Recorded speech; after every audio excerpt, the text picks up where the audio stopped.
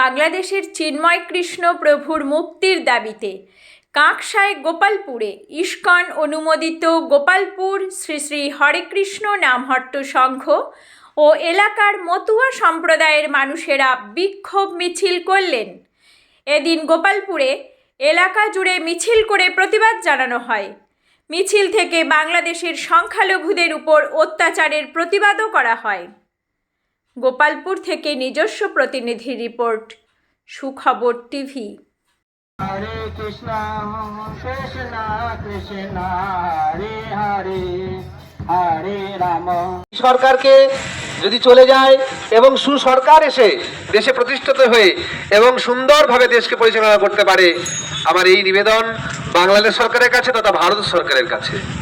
ভারত সরকার এবং রাজ্য সরকার আন্তর্জাতিক মহলের মাধ্যমে যেন অবিলম্বে সেই সুব্যবস্থা করেন।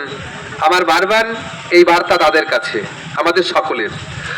তিনি ত্রাণ বিলি করেছেন, প্রমাণ আপনারা দেখে নেবেন। তাকিয়া বাজার,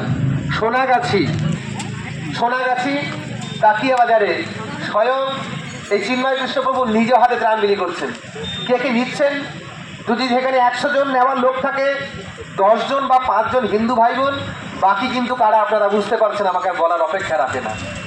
সেই ব্যক্তিগুলো যারা খেয়ে গেল, নুন খেয়ে তারা নেও খারামি করছে, খেয়ে বলছে আজ বাংলাদেশটাকে কি, বাংলাদেশ বলতে ইসকন জঙ্গি সংগঠন।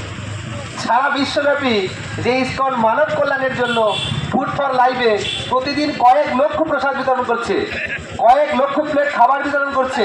করোনার সময় রেকর্ড রয়েছে, যত ধর্মীয় সংগঠন রয়েছে সবার আগে ইসকন সবার কাছে খাদ্য বিতরণ করেছে, মানুষের বাঁচার জন্য সামগ্রী পৌঁছে দিয়েছেন।